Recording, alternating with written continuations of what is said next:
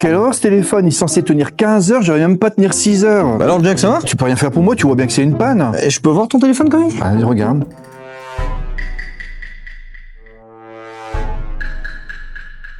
Bon Jack, tu peux pas crier à la panne avec toutes les options qui sont actuellement actives. Bon allez, je vous montre comment optimiser ça. Tout d'abord, il est important de comprendre que l'usage que tu fais au quotidien de ta batterie au lithium a un impact conséquent sur sa durée de vie totale. Le bon geste, basique et simple, dont tu as certainement déjà entendu parler, c'est le fameux 20-80. Pour un usage quotidien, il sera nécessaire de le mettre en charge à partir de 20% environ et de le débrancher quand il arrive à 80%. On ne laisse surtout pas son téléphone se décharger complètement et, à contrario, on ne le laisse pas charger toute la nuit. La première chose à faire, c'est de passer en mode économie d'énergie. Et cela, même si tu as 100% de charge. La luminosité de ton smartphone, c'est la fonction la plus énergivore. Cela tombe bien en effet puisque la plupart des smartphones ont une gestion automatique de la luminosité afin d'adapter au mieux la lumière de ton écran.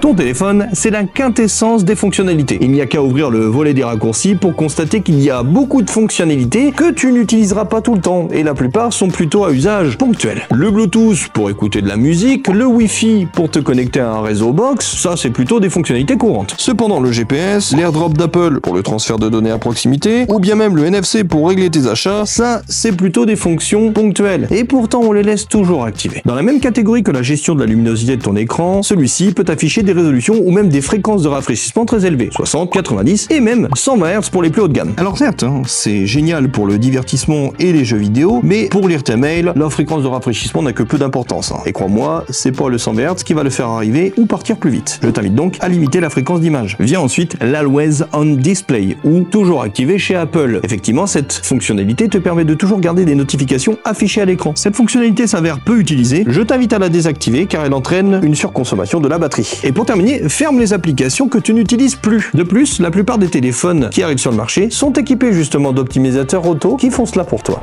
Bref, si tu optimises ton autonomie d'énergie avec tous ces gestes simples, il n'y a pas de raison que ta batterie ne te dise pas merci. Et toi, c'est quoi ton record d'autonomie en heure? N'hésite pas à nous le dire.